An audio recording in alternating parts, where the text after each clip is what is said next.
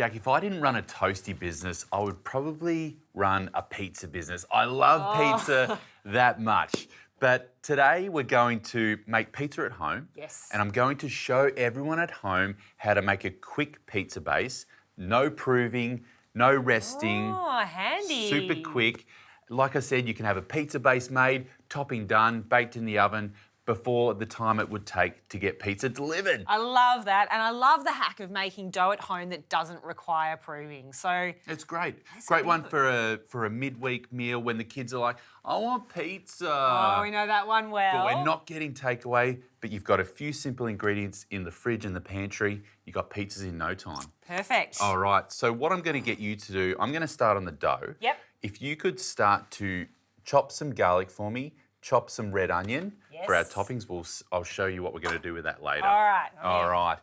I've got some beautiful wholemeal flour. Now, this flour is specifically made for bread, pizza, and tortillas. Unreal. High protein and strong. It's going to make a beautiful pizza base. I love that it's wholemeal too, because traditionally Yeah. with a pizza flour, it'd be a white, very fine flour. Mm-hmm. I love it when I see wholemeal flours come into the mix. You get that extra fibre in there. We all need a little bit more fibre in our lives. That's so right. I thought you'd be great proud. way to do I it. thought you'd Thank be you. proud. All right, so 1 cup of wholemeal flour. In we go. Then we've got half a cup of Greek yogurt, a staple. We've all got it in the fridge. So. Love it. So half a cup of Greek yogurt. In it goes. We couldn't live without Greek yogurt in our fridge. No. I swear it's a Me bit. either. It's up there as popular as a cheese might be in your fridge. Yeah. Great as a high protein snack as well. So if you're ever looking for that pick me up in the afternoon, you want a little bit of sweet, but you know you need to get your protein in so you're not ravenous at dinner time. I always say get Greek yogurt in, Yeah. team it with a fresh piece of fruit, so you've got the sweetness and the protein in one. Love it. Yep. Now, Jack, I've just added a bit of olive oil, extra virgin, and a good pinch of salt. Okay. That's it. 4 ingredients for our pizza base. That's it. Very simple. No yeast, no nothing, just that beautiful wholemeal flour, Greek yogurt, oil, and salt. Now I'm just going to give that a little mix around together just until it's starting to come together. Now we're playing around with the toppings today. I love carbonara. Okay. So this is my take on a bit of a carbonara pizza. So we're talking prosciutto, eggs on top, Ooh. parmesan, parsley, to play on that. So a bit of an egg and prosciutto pizza. Bit of fun. Do you think this would be your number one flavour and topping then? Oh, I'm always a fan of one with a lot, but let's be honest. All right. So I've got the garlic chopped here. What's our amazing. next step, Tim? Can you pop that garlic just into our little bowl here? Sure. And then if you grab some beautiful extra virgin olive oil, and that'll form the base to go onto our pizza. Instead of a tomato base, we're going with a garlic oil base. Okay, awesome. Extra virgin olive oil would be one of my favourite staple ingredients in the kitchen. Actually couldn't live without it. And I'm thinking the same would be for you. Olive oil's always got to be in reach in my kitchen. Okay, so I'm just going to generously flour our clean bench here and then just get our mixture on. Now it's looking a little bit crumbly at the moment, but that's okay. As we start to knead and bring it together, after a few minutes, we're going to have the most luscious, soft pizza dough. No proving, no resting, just roll out, top, in the oven it goes.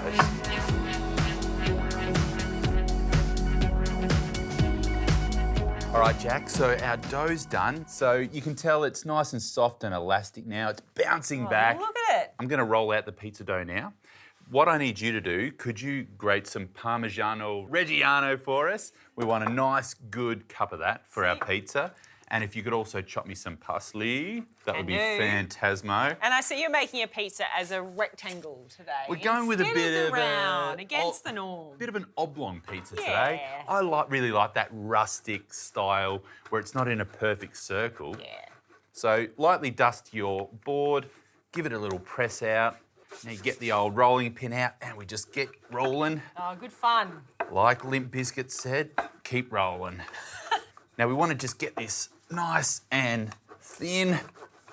It's going to fight back. It's going to want to bounce back, but we're going to fight against it. Just keep changing the angle. And do you feel like you need to keep flouring your surface as you go, or do you feel like it's strong enough and it's not going to stick? Because this is a strong, high-protein flour, I find I won't need to add too much extra flour to it because it's Yep. going to hold together really, really well. Excellent. So that's nice and thin now. You just want it a couple of mil thick. I like that. We're going to get some baking paper on our tray. Okay. Just so it doesn't stick.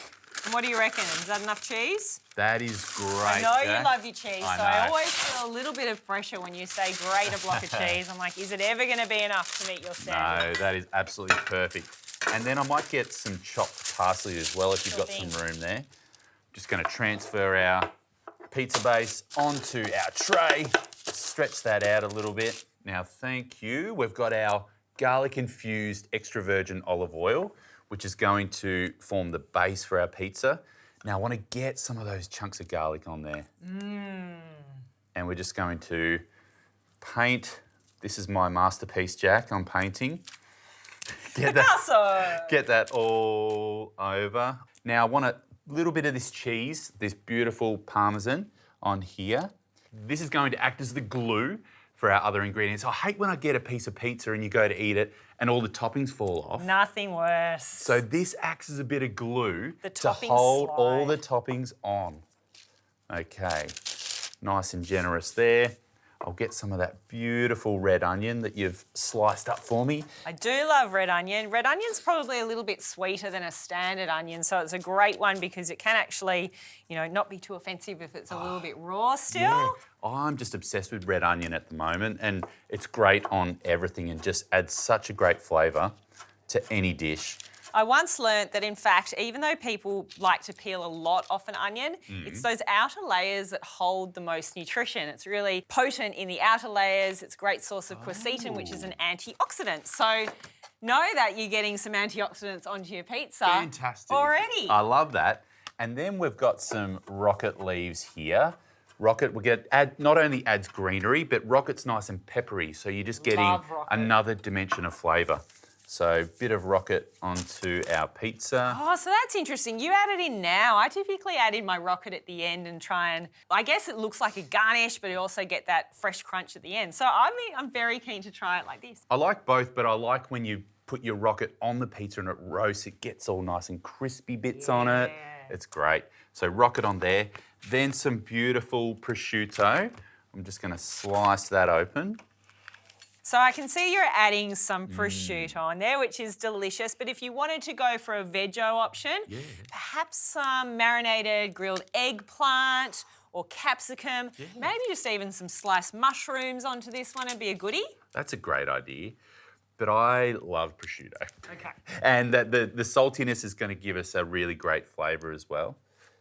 I love that you're doing them in big, like almost little... Yeah, they're little prosciutto Twirls. twirls, prosciutto tulips, let's They call them. are, yeah. I like it. So my little prosciutto tulips can go on there.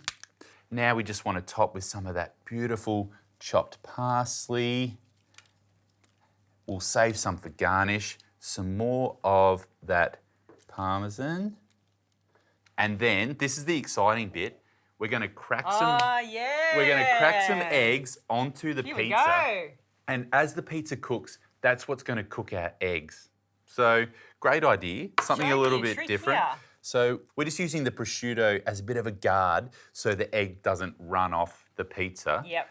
And just sort of stays nicely on there, like so. It's a very cool idea. I like this a lot because I think people don't usually think about egg on pizza. No. But you want to make sure you've got other ingredients that team really well with the egg and you're getting that saltiness from the Parmesan, the prosciutto, and then it's just the match made in heaven, right? That's right, the creaminess from the yolks and the egg compared with the saltiness of the prosciutto ticks all the boxes.